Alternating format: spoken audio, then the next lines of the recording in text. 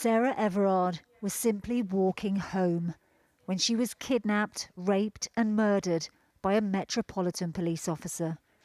A year on, her family have paid tribute to her, saying, "We remember her today as every day, with all our love.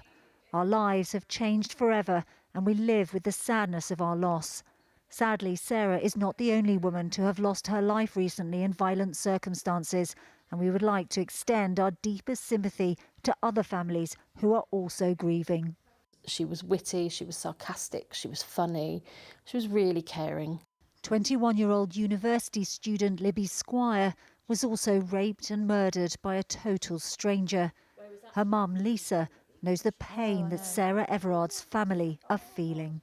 I mean, it's an understatement to say we miss her. You know, when I say to people, I just miss her, there isn't a word in the English language that describes the absolute torture of not having her.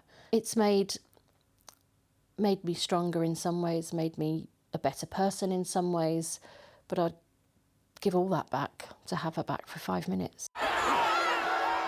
Sarah's death led to anger and outrage about women's safety in the UK, yet many feel little has changed. Just 6 months later, primary school teacher Sabina Nessa was also murdered walking home. Since Sarah's death and before Sarah's death, there has been many incidents of violence and murders of black and brown women. Everybody knows Sarah Everard's name. How many other women's names are known? So let's call that what it is. It's racism. Libby's mum says she hopes Sarah Everard's death can be a watershed moment that will lead to change for all women. I think Sarah Everard was the straw that broke the camel's back, really. I think people had just been, we couldn't believe it was happening again. But actually, every woman who is raped and killed deserves to have that attention.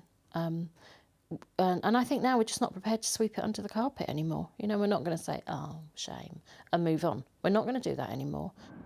The hope is that things will change. The reality is that a year on, most women don't feel any safer. Layla Hayes, 5 News.